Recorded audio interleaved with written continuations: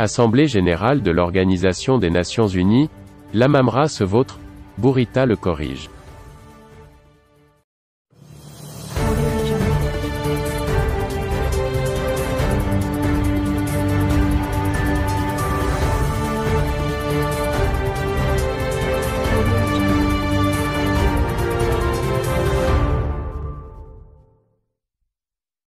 Il ne faudra certainement pas compter sur la diplomatie algérienne pour enterrer la hache de guerre avec le Maroc. Son chef, Rantan Lamamra, n'a, ainsi, pas pu rater l'occasion de l'Assemblée générale de l'Organisation des Nations Unies qui, Covid-19 oblige, se tient cette année en ligne pour s'attaquer de nouveau au royaume et à son intégrité territoriale. Qualifiant son pays de pivot, dans ce qui n'est pas, sans rappeler la fameuse méthode du docteur Émile Coué, l'intéressé en a, à cet égard, profité pour réitérer l'appui de son pays au mouvement séparatiste du Front Polisario, dont tout le monde sait qu'il n'est en vérité qu'une milice financée, abritée, armée et soutenue diplomatiquement par la junte algérienne, pour dépecer le Maroc de son Sahara.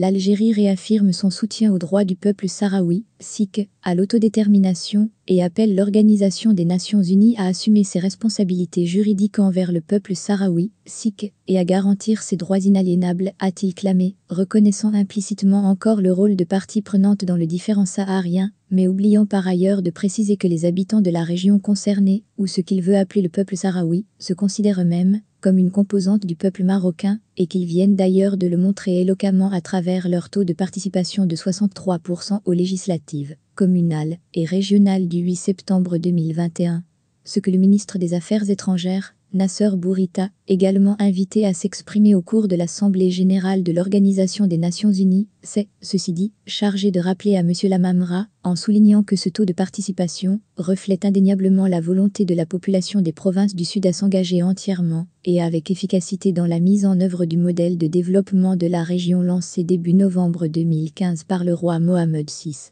L'opération de vote dans le Sahara marocain, à l'instar des autres régions du Maroc, s'est déroulée dans un climat de mobilisation et conformément aux normes démocratiques internationales, confirmant ainsi que les populations dans les provinces du sud du Maroc vivent dans la quiétude et la sérénité et participent pleinement au développement socio-économique de la région, ainsi qu'à la vie politique, a mis en exergue le responsable, et ce dernier de rappeler la responsabilité dans la création et le maintien du conflit du Sahara marocain du régime algérien, qui se doit, de fait, d'assumer son entière responsabilité dans le processus politique des tables rondes, que s'apprête sans doute à relancer le diplomate italo-suédois, Staffan de Mistura, fortement pressenti pour succéder à son homologue allemand, Horst Köhler au poste d'envoyé personnel du secrétaire général de l'Organisation des Nations Unies dans les provinces sahariennes. Mais à entendre le discours de Lamamra, il vaut mieux ne rien espérer.